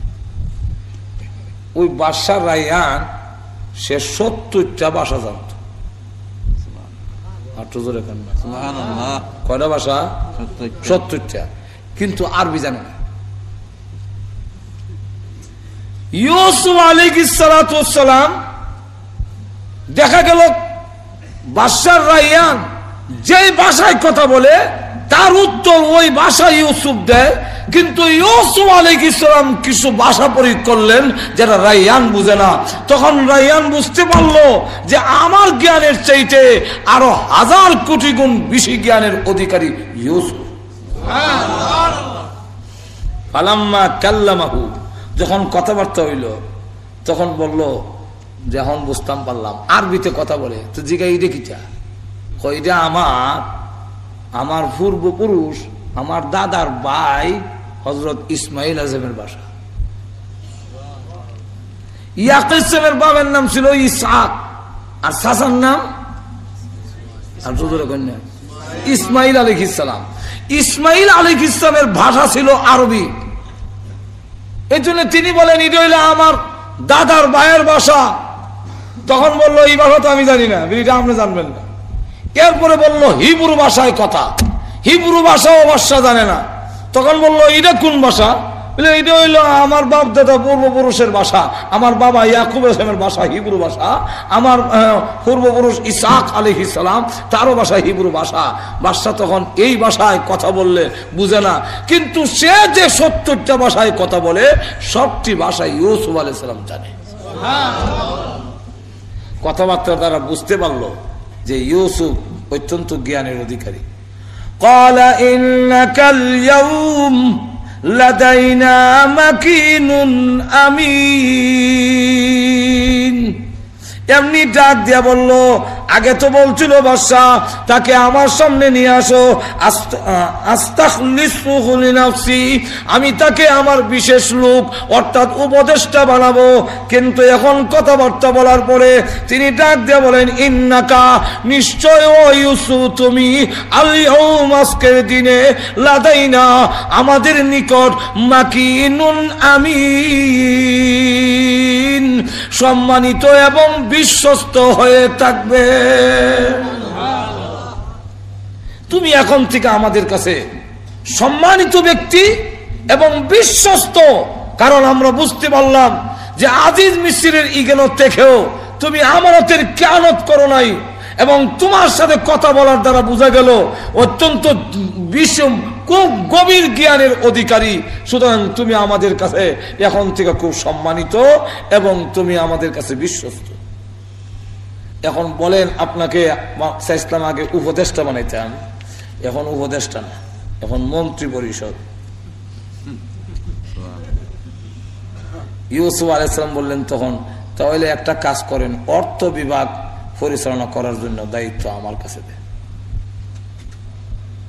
সুবহানাল্লাহ বলেন না? ক্বালা জাআলনি আলা খাযাইনিল আরদ, এই দায়িত্ব এখন আমার কাছে দেন, অর্থ বিভাগের দেখাশোনা করার দায়িত্ব আমার কাছে দেন। কেন? এটা দেখাশোনা করার জন্য, ইন্নী হাফিজুন আলিম, এই অর্থ বিভাগ পরিচালনা করার, হেফাজত করার আমি ভালো রক্ষক, হেফাজতকারী, এবং ইদার সম্বন্ধে আমার বিশেষ জ্ঞান আছে অর্থ বিভাগটা। কারণ স্বপ্নের মধ্যে যে আপনাকে স্বপ্নে যে গরু দেখানো হয়েছিল, স্বপ্নে যে 7টা গরু দেখছিলেন, 7টা দানের সরা দেখছিলেন, গমের সরা, আর 7টা শুকনো এবং 7টা তাজা, ইটার ব্যাখ্যা আমি ছাড়া কেউ বুঝে না। আর ইটার দ্বারা কি আসবে, দেশে যে প্রথমে 7 বছর খুব ফসল হবে, 7 বছর দুর্ভিক্ষ হবে, এটার ব্যাখ্যা আমাকে আল্লাহ জ্ঞান দান করেছেন। সুতরাং আমি বুঝতেছি অর্থ ব্যবস্থা কি হবে, এই জ্ঞান আমাকে দিয়েছেন, অতএব আমাকেই দায়িত্ব দিলে দেশের জনগণ বেশি উপকৃত হবে। এখন ইউসুফ আলাইহিস সালাম তাহলে এই দায়িত্ব, এই যেগুলো ছায়া কেন নিলেন, বিস্তারিত আলোচনা করতে গেলে অনেক লম্বা সময়ের দরকার। কোনো পথ তো ছায়া নেওয়া যায় না। ইউসুফ আলাইহিস সালাম এই পথ কেন লেগে ছায়া নিলেন বলে, হ্যাঁ, কোনো ক্ষেত্রে যদি দেখা যায় যে আপনি এই দায়িত্ব নিলে, অন্যরা নিলে দেশের আমানতের খেয়ানত হবে, অন্যরা নিলে দেশের লোকজন উপকৃত হবে না, আপনার কাছে দায়িত্ব হইলে আপনি দেশের বেশি উপকৃত হবে, তখন দেশের জনগণের কল্যাণার্থে আপনি ওই ছায়া নেওয়া ওই জরুরি। কোন ক্ষেত্র আছে আপনি তখন এই পথ ছায়া নেওয়া ওয়াজিব হয়ে যায়। যেমন এক মসজিদে গিয়ে ঢুকছেন একজন আলে, ঢুকে গিয়া দেখে কেন ইমাম নাই, সব পাবলিক, আর উনি যে আলেম এবং কোরআন শরীফ শুদ্ধ, এটা কেন কেউ জানে না। এখন যদি আপনি দায়িত্ব চাই নেওয়ার নাই, কইয়া বইয়ে থাকেন, আর একজন সাধারণ লোক আলহামদুলিল্লাহ ফরনেওয়ালা লোক যদি ইমামতি যায়, আর এই লোকটা থাকার কারণে ওই যে আলেম, সে যদি হিসেব নিয়ত বান্ধে বই থাকে, সকলের নামাজ বরবাদ হবে। আর আলেম যদি না থাকতো তাহলে ভাবলিকে নামাজ চলতো, অশুদ্ধ অশুদ্ধ শুদ্ধ।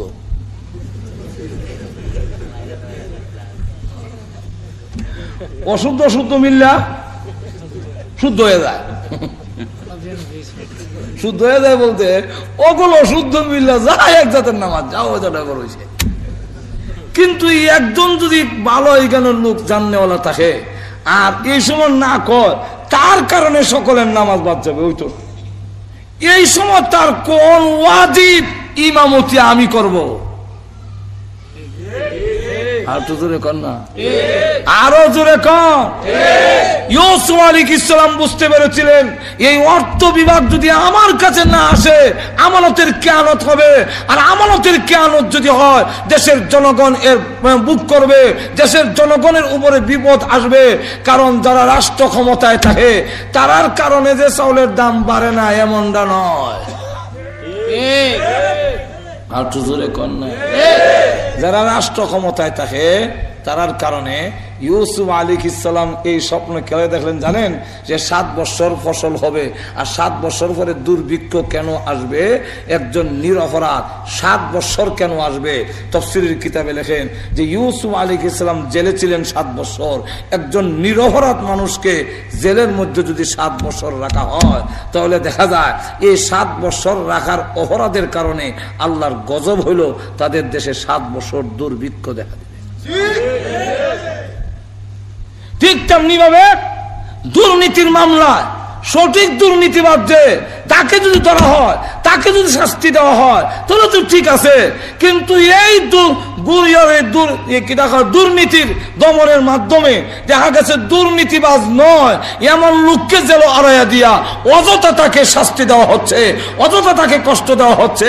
এই অপরাধের কারণে আল্লাহর গজব আসবে, জিনিসের দাম বাড়বে, দেশে দুর্ভিক্ষ দেখা দেবে।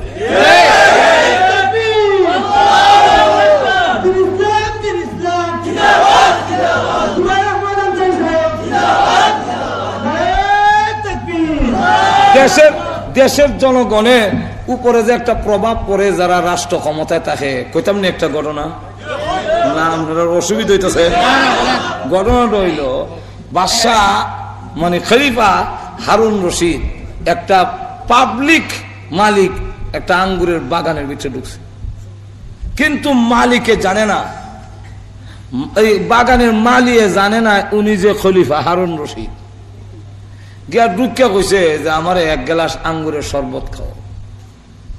বাগানের মালি একটা আঙ্গুরের সরা ফারিয়ে না যখন চিপ দিছে গ্লাসটা পড়ে গেছে।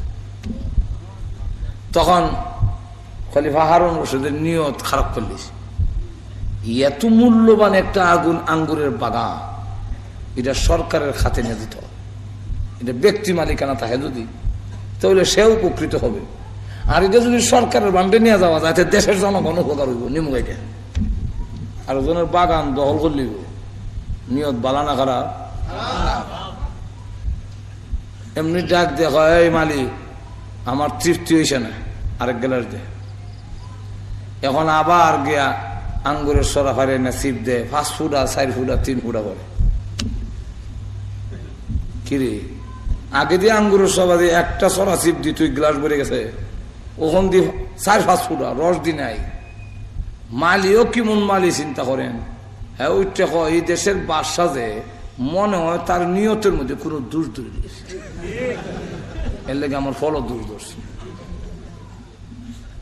তো বাদশা তো ইগনই আছে, বাদশা তাই নাকি? বাদশার নিয়তের দোষের কারণে কি ফলের মধ্যে পড়তে পারে? মালিক হ্যাঁ, যে দেশের কর্তা তার যদি নিয়ত খারাপ থাকে তো ফলের মধ্যেও পড়ে। কথাই নাকি বলে? হ্যাঁ, কথায় তওবা করলাম, মনে মনে কয় হ্যাঁ বুঝায় না, তওবা করলাম, আল্লাহ আর নিতাম না এটা, মানে আল্লাহ আমি আমি আমি ভুল করছি, মাফ চাই। তওবা করে কয় 1 গ্লাস খাওয়াছেন, এবার আরেকটা আঙ্গুরের সরা ফরে আইনা যখন চিবা দিছে গ্লাস ভরে গেছে।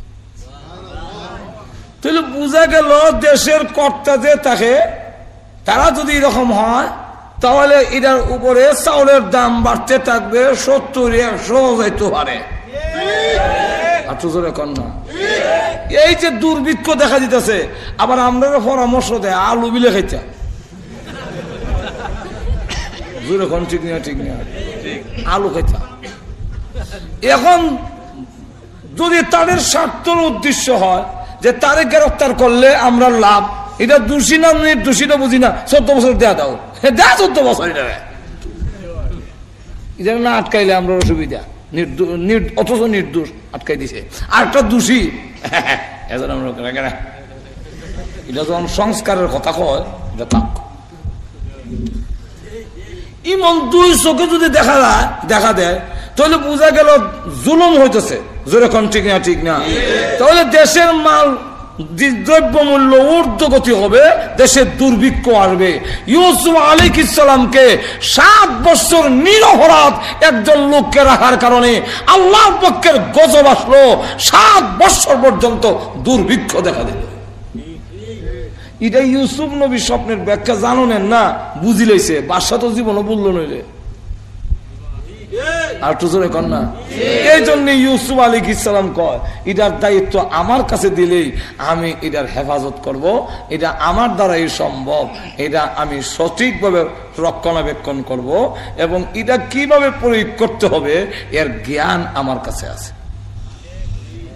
কারণ একটা জিনিসের দায়িত্ব যদি তার কাছে আসে, এই জিনিসটার আমানতদারি আদায় করা এবং এটাকে পরিচালনা করার যোগ্যতা যদি না থাকে, মনে করেন আমি এক মাদ্রাসার মুতামিম হই, মুতামিম ঠিক হই, এমনি খুব দরবেশ আল্লাহওয়ালা করে ফেরেশতা লাগান, কিন্তু আমিও তো হিসাব কিতাব বুঝি না, এই না বুঝার কারণে কইলাম দরবেশ বেড়াও চুরির কেস লইয়া বেড়ে যাওয়ার লাগে মাদ্রাসা থেকে।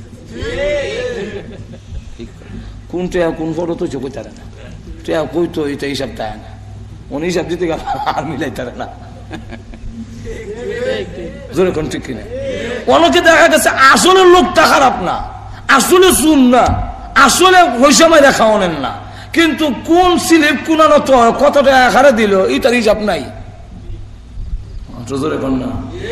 তখন দেখা যায় এই লোকটা শেষ পর্যন্ত দোষী সাব্যস্ত হইয়া মাদ্রাসা মুদ্রাসার থেকে ফালাইয়া যাওয়ান লাগে। আবার দেখা গেছে যোগ্যতা আছে খুব বেশি,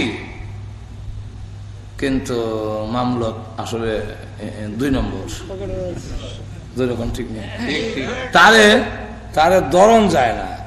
যেমন আমরা দেশের কিছু এমন উপরের কর্মকর্তাও আছে 1 নম্বর দুর্নীতিবাজ, কিন্তু ধরা পড়ছে না, কলম খাতা ঠিক রেখে দিছে।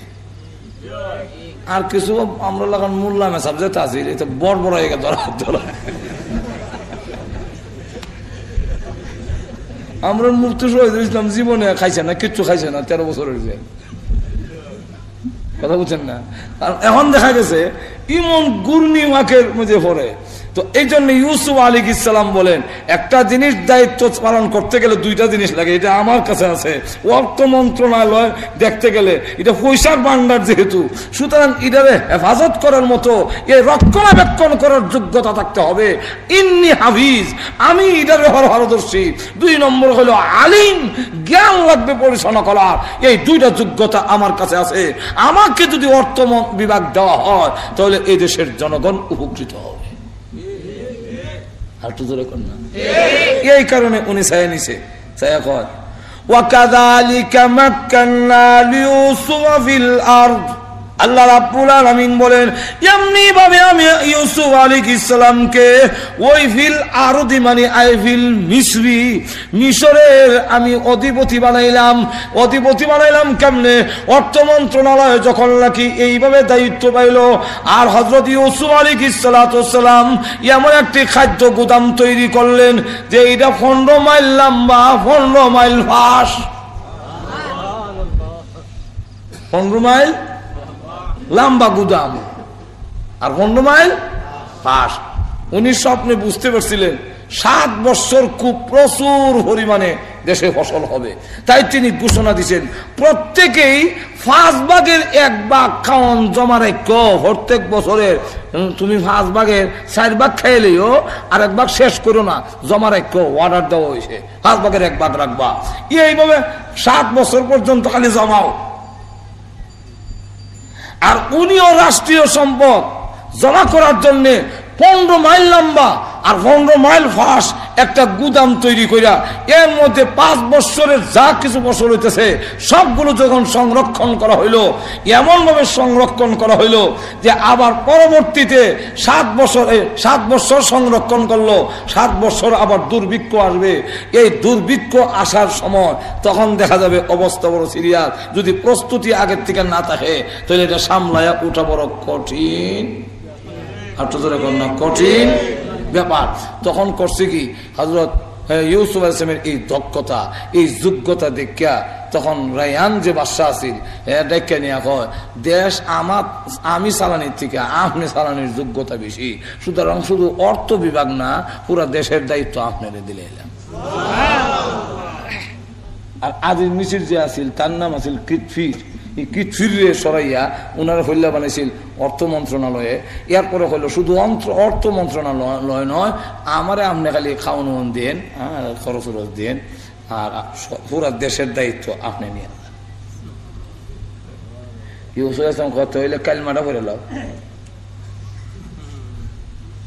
দাওয়াত দিছে পরে সে কালমা করে মুসলমান হয়ে গেছে। এখন ইউসুফ আলাইহিস সালাম সবগুলো জমা করলেন 7 বছর।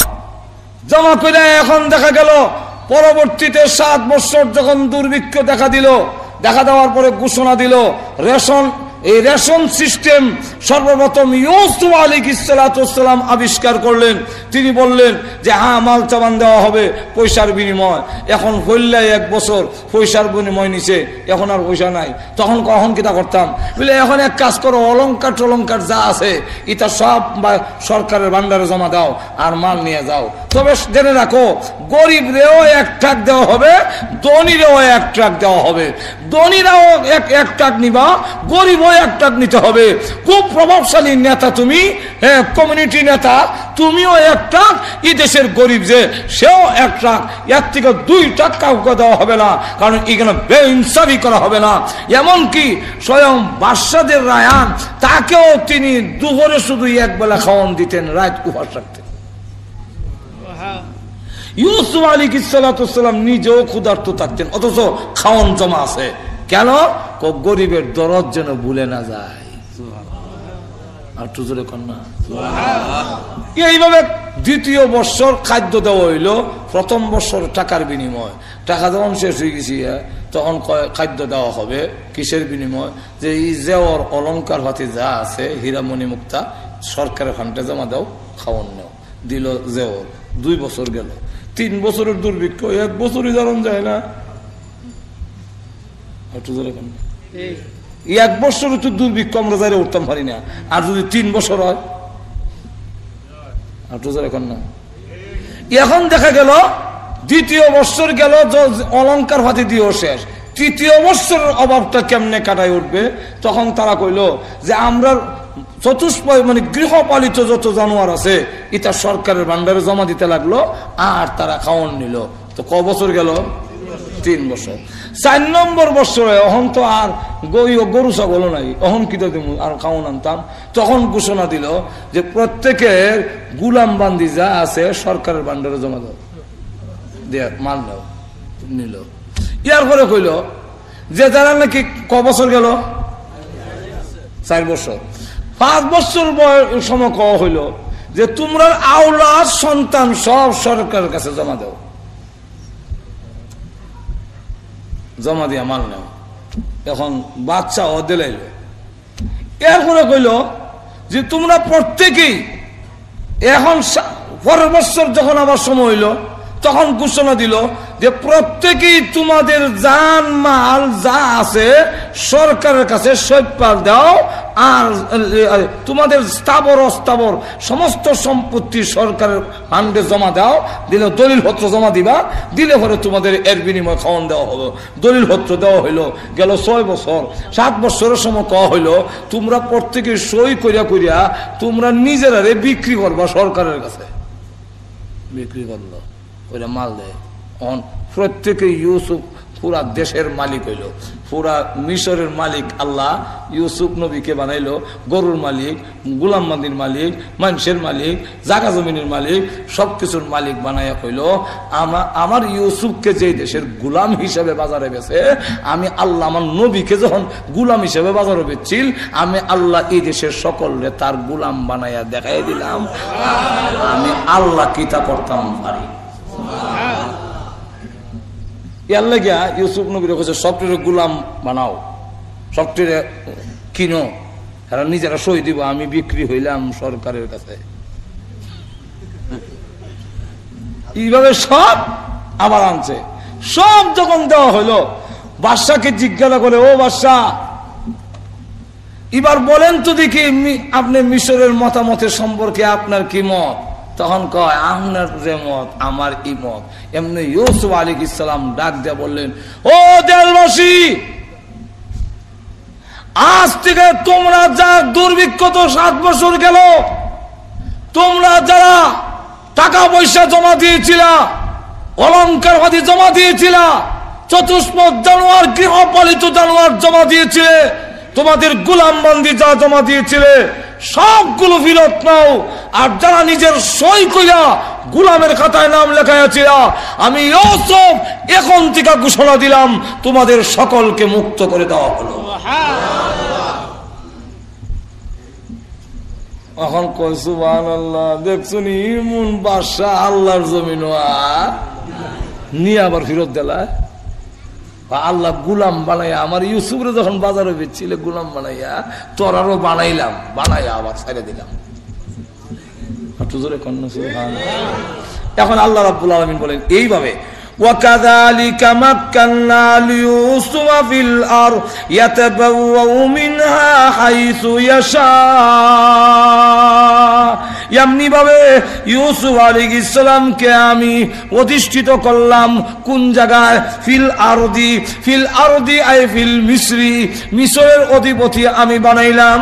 ইয়াতাবাউ মিনহা হাইসু ইয়াশা, ইনি এমন ভাবে ক্ষমতা দিয়ে দিলাম, দেশের জনগণের সম্পদের মালিক, দেশের জনগণের চতুষ্পদ জানোয়ারের মালিক, দেশের গোলাম বান্দির মালিক, দেশের জনগণের অধিকারও তাকে আমি বানাইয়া এমন জায়গায় পৌঁছাইয়া দিলাম আমার ইউসুফ যা ইচ্ছা তাই তিনি করতে পারতেন। ঠিক না? ঠিক না? আল্লাহ বলেন, নুসিবু বিরহমাতিনা মান নাশা ওয়া লা নুযিউ আজরাল মুহসিনিন। আল্লাহ রাব্বুল আলামিন বলেন, এমনি ভাবে আল্লাহ রাব্বুল আলামিন যাকে ইচ্ছা তার রহমত দান করেন, তার দয়া। এখানে রহমত দান করেন এর অর্থ হইল বিরহমাতিনা আই বিনামাতিনা। আল্লাহ রাব্বুল আলামিন বলেন, আল্লাহ যাকে ইচ্ছা তাকে তার নিয়ামত দান করেন। আল্লাহ যাকে ইচ্ছা তাকে তার নিয়ামত, তার নিয়ামত। এই যে রাষ্ট্রীয় ক্ষমতায় এত মর্যাদার অধিকারী হওয়া, এত ঊর্ধ্বে ক্ষমতায় যাওয়া, এটা এই নিয়ামতটা কার? আল্লাহ ইচ্ছা করলে হরে না, হরে না? আবার নেওয়ার মতো ক্ষমতা আসেনি? আর তো জোরে কন। এই কারণে আল্লাহ রাব্বুল আলামিন বলেন, আমার নিয়ামতের শুকর আদায় করো, আমি আল্লাহ তোমাদের নিয়ামত দেই, আবার আমি চিনায়া আনতে পারি, এই ক্ষমতা আমার। ইউসুফ আলাইহিস সালামকে কুয়ার মধ্যে বলাইয়া দিল, আর তিনাকে দেখা গেল গোলাম হিসেবে বাজারে বিক্রি করলো। আমি আল্লাহ যেই লোকটাকে মেরে ফেলতে চেয়েছিল, বাবার দয়া মায়া থেকে সরাইতে বঞ্চিত করতে চেয়েছিল, এই লোকটাকে আমি আল্লাহ আবার গোলাম হিসেবে বাজারও নিয়া, এরপরে তাকে আবার এত বড় জেল জুল খাটাইয়া আমি সর্বোচ্চ ক্ষমতায় পৌঁছাইয়া দিয়া এই কথা বুঝাইয়া দিলাম, আমি যাকে ইচ্ছা তাকে আমার নিয়ামত দান করি। সুতরাং তোমরা আমার নিয়ামতের শুকর, ওই শুকরিয়া আদায় করতে গিয়ে ইউসুফ নবী কইছেন, ওমা উবারিউ নাফসি ইন্নান নাফসা লামারাতুম বিসু ইল্লা মা রাহিমা রাব্বি। আল্লাহর দয়া না হইলে কেউ নফসের কুমন্ত্রণা থেকে বাঁচা সম্ভব। আর তো এখন না সম্ভব। ইন্না লা নুযিউ আজরাল মুহসিনিন, যারা নাকি নেককার তাদের আল্লাহ কখনো তাদের প্রতিদান বিনষ্ট করেন না। জোরে কোন ঠিক নেই, আরো জোরে কন। এইদিকে দেখা গেল অবস্থা হয়েছে কিটা, ইউসুফ আলাইহিস সালাম তো এত উপরে হস্ত, 30 বছর বয়স হয়েছে, এই জায়গাত আইতে আইতে ওনার বয়স হয়ে গেছে গা 30। কত জোরে কন না, কত? 30। আর এইদিকে জুলাখা গেছে গা বুড়ো হইয়া, জামাইও গেছে গা মইয়া, জামাই মারা গেছে, মারা যাওয়ার পরে অভাব অনটনের মধ্যে হয়ে গেছে গা। এইদিকে তার বাপ যে আসিল ইয়ামনের রাজা, শত্রুরা তারা 14 গোষ্ঠীর গল্লিরে মাইরা দেশ লেছে দখল করে। এখন জুলাইকা আর যাইবার কোনো জায়গা নাই, এখনকে মূর্তির সামনে কান্দে, কোনো জবাব দেয় না। কত বছর ডাকলাম, কত কইলাম, আমি ইউসুফরে পাওয়ার জন্য কত আকাঙ্ক্ষা তোমার কাছে পেশ করলাম, এখন একটা তো জবাব দিলা না, এতে বুঝলাম তুমি আসলে কোনো খোদা না, তুমি হুদা। অযথা তো নাউজুবিল্লাহ, আউযুবিল্লাহ তো নজর এখন ঠিক না, ঠিক না, আসলে তো হুদা, ওই মূর্তি হুদা না, হুদা হইব কর্তিকা আর তো জোরে কর না। জুলেখা বলে এত বছর পর্যন্ত আমি তোমার কাছে আমার আবদার পেশ করলাম, আমার আবদার কবুল হইল না, তাহলে এখন দেখা যায় তুমি যে হুদা এর মধ্যে কোনো সন্দেহ নাই, তোমাকে অযথা ডেকালাম নাই। জুলেখা অভাব অনটনে, স্বামীও নাই আর থাকার জায়গা নাই, এদিকে আবার বাবার বাড়িতেও যাওয়ার কোনো জায়গা নাই, দুঃখ কষ্টে পড়ে আর বুড়া হইয়া চুল উলওয়াকে গেছি কি, চৌকও নষ্ট হয়ে গেছি কি, চোখের পাওয়ার নষ্ট হইয়া রাস্তায় গিয়া এখন গোড়ায় হযরত ইউসুফ আলাইহিস সালাম খুলাসাতুত তাফসীরের কিতাবের মধ্যে লেখেন, ওই তাফসীরের কিতাবে লেখে জুলেখা তখন রাস্তা একদিন ইউসুফ নবী যাইতাছে আর তিনি ডাক দিয়ে বলেন, জুলেখা মূর্তিরে এর আগে ভাঙ্গা মূর্তিকে চূর্ণ বিচূর্ণ কইরা কয় তুমি যে আসলে মাবুদ না আমার কাছে প্রমাণ হয়ে গেছে, ইউসুফের আল্লাহ যে সঠিক আল্লাহ আমার কাছে প্রমাণ হইল। ইউসুফ গুলাম থেকে এত উপরে গেল আর আমি অর্থমন্ত্রীর বউ হইয়া ভিক্ষুক সেজা রাস্তায় ঘুরি। এতে বোঝা গেল তুমি আসলে খুদা না, বাইরিয়া ভাঙ্গা খুদারে সাফ করছে। সাফ করে কয় আমি পড়লাম লা ইলাহা ইল্লাল্লাহ, ইল্লাল্লাহ এই কালিমা যখন পড়ে মুসলমান হয়ে গেছে, মুসলমান হইয়া এখন রাস্তায় গিয়ে গোলায় ইউসুফ আলাইহিস সালাম ওই রাস্তা দিয়ে যখন যায়, অন্ধ মহিলা বৃদ্ধা মহিলা তিনি ডাক দিয়া বলে, গোলামকে দেশের প্রেসিডেন্ট বানাইলা আর তুমি একজন অর্থমন্ত্রীর স্ত্রীকে এবং বাদশার মেয়েকে ভিক্ষুক বানাইয়া রাস্তার মধ্যে নামায়া দিয়েছ, এটাই হলো তোমার শান গো আল্লাহ। এমনি ইউসুফ আসলাম যে এই বুড়া বিধি বৃদ্ধা বিধিকে উনার জুলেখা ওনার নাম, মানুষ তো আর জানে না জুলেখা যে ইউসুফ আসলাম চিনে চিনুন যে এই মহিলা জুলেখা, এটা আগের অর্থমন্ত্রীর বউ আছে, ইতই যারা আল্লাহ সৎ পথে থাকে, একটা কথা জানেন বহু আলোচনা এখানে আছে, সৎ পথে যারা থাকে সে যদিও অভাব অনটনে কষ্ট করে টিক্কা যাইতে পারে, সুদ খায় না, ঘুষ খায় না, আল্লাহ তার আওলাদরে উপরে তুলে দেয়। আর যে সুদে ঘুষে খাইয়া চায় বড় হয়ে যায় মার্কেট বানাই দিত, তার আওলাদরা জুয়া খেললে উড়ায়। জোরে কোন ঠিক, আরো জোরে কোন ঠিক নেই। এর লাগে আল্লাহ বলেন ওয়ালা নুযিউ আজরাল মুহসিনিন, নেককারের প্রতিদান আল্লাহ বিনষ্ট করে না। ইউসুফ আসলামের নেককারের এই প্রতিদান আল্লাহ বিনষ্ট করছে না, কই নিছে আর জুলেখা কই গেছে, জোরে কোন ঠিক না, ঠিক না। যাক সব আলোচনা করার টাইম নেই এখন। ইউসুফ আসলাম কই এই মহিলার আমার সামনে আনো, আনার পরে বলল তোমার এই অবস্থা কেন, চোখে তো দেয় না, ইউসুফ যে জানে না তো, আমার এই অবস্থা আমি খেয়ানত করেছি, ইউসুফের জন্য পাগল ছিলাম, কিন্তু আমার সময় মজামায় মরল, বাহ মরল, সব শেষ হইয়া এমন রাস্তার ভিখারি হইছি, খাওয়ানেরও নাই, পেটে খাওয়ান নাই, ক্ষুধার্ত হইয়া করি, আর আমার ঘরে গোলাম ছিল ইউসুফ, আজকে দেশের মিশরের বাদশা। ইউসুফ আসলাম কয় এখন তোমার জন্য কি করতে পারি, তো আল্লাহর কাছে দোয়া করলেন, আল্লাহ জুলেখার চোখটি ফিরত দাও। আল্লাহ দোয়া কবুল করছে, সঙ্গে সঙ্গে চোখের পাওয়ার ফিরে এসে। ইউসুফ তুমি, তোমার জন্য আমি রাস্তায় ভিক্ষুক হয়ে আজকে আমার এই অবস্থা, তো আমার চোখের পাওয়ার যখন ফিরে আসছে তোমার দোয়া, আমি তো ঈমান এনেছি, অতএব আমার জন্য আরেকটি দোয়া করো। সেই দোয়াটা হইলো চুল সব পাখি গেছে কি, চামড়া ঢিল হয়ে গেছে, বুড়ি হয়ে গেছে, দোয়া করো আমি জোয়ান হয়ে যেতাম। ইউসুফ আলাইহিস সালাম তখন দোয়া করলেন, প্রভু প্রভু মেহেরবানি করে গো আমার জুলেখারে তুমি আবার জোয়ান বানায়া দাও, আল্লাহ দরখাস্ত মঞ্জুর করে এমনি জুলেখার আগের অবস্থায় ফেরত দিয়ে দিছে। এখন তো জীবিত হয়ে গেছে। এমনি ডাক দেখো ইউসুফ, তোমার জন্য আমি সব কিছু সব হারাইলাম, এবার আমার বিয়ার প্রস্তাবটা তুমি গ্রহণ করে নাও। এমনি ইউসুফ আসলাম নীরব, এটা তার কিছু কয় না। এমনি জিবরাইল আলাইহিস সালাম এসে বলেন, ও ইউসুফ, আল্লাহ রাব্বুল আলামিন বলেছেন যে জুলেখা আসলে তোমার আশিক হইয়া তোমার মহব্বতে পড়া এতদিন পর্যন্ত এই কষ্ট করলো, এখন ঈমান যখন এনেছে, যে লোকটা ঈমান এনে মূর্তি ভেঙ্গে অসহায় হয়ে পড়েছে, তার স্বামীও নাই, তার বাবার বাড়িতেও যাওয়ার জায়গা নাই, আল্লাহ অর্ডার দিয়েছেন আপনি ইউসুফ নবী জুলেখাকে বিয়ে করে নেন। আল্লাহর যখন অর্ডার, এখানে কোনো অসুবিধা আছে? বিয়া করছে, বিয়া করার পরে দুইজন ছেলে হয়েছে, আফরাইম আর ইউসাইম, আর মেয়ের নাম হইল রহমত, মেয়ে হয়েছে একজন।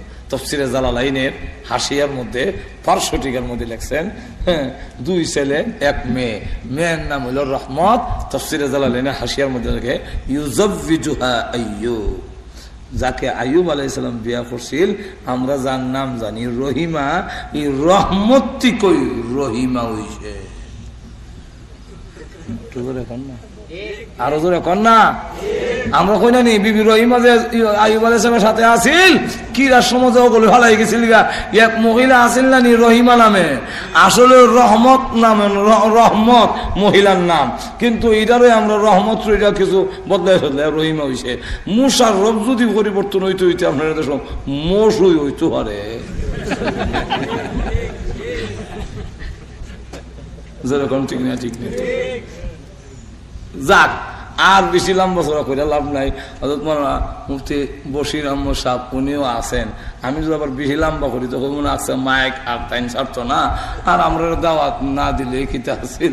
যখন ঠিক না, ঠিক না, শেষ করে বলে তাই মাইক ছাড়ে না, যখন ঠিক না, এরপরে শেষের একটা কইয়ালাই না কইতাম না, যখন শেষের একটা আমার তো 57 নম্বর পর্যন্ত আয়াত দিছে, শেষের আয়াতটা কইয়া লই, ওয়ালা আজরুল আখিরাতি খায়রুন লিল্লাযিনা আমানু ওয়া কানু ইয়াত্তাকুন। ওয়ালা আজরুল আখিরাতে, আর আখিরাতের যে প্রতিদান পুরস্কার আল্লাহ রাব্বুল আলামিন বলেন খায়রুন, এটাই তাদের উত্তম, লিল্লাযিনা, কাদের জন্য উত্তম, লিল্লাযিনা আমানু, যারা ঈমান এনেছে, ওয়া কানু ইয়াত্তাকুন, আর যাবতীয় গুনাহ কাম থেকে যারা বেঁচে থাকে, যাবতীয় গুনার কাম থেকে যারা বেঁচে থাকবে এবং আখিরাতের প্রতি ঈমান আনবে, আখিরাতের পুরস্কারটাই হলো সবচেয়ে উত্তম। আশ্চর্য কন্যা খেয়াল লাগে উত্তম, এটার ব্যাখ্যা দেওয়ার টাইম নাই, ওনারে আনিলাইন আমিও শেষ করিলাই, এর কারণ হইল নাইলে আরো অনেক লম্বা হয়ে যাব গিয়া, কথা অনেক আছে। উত্তম কেমনে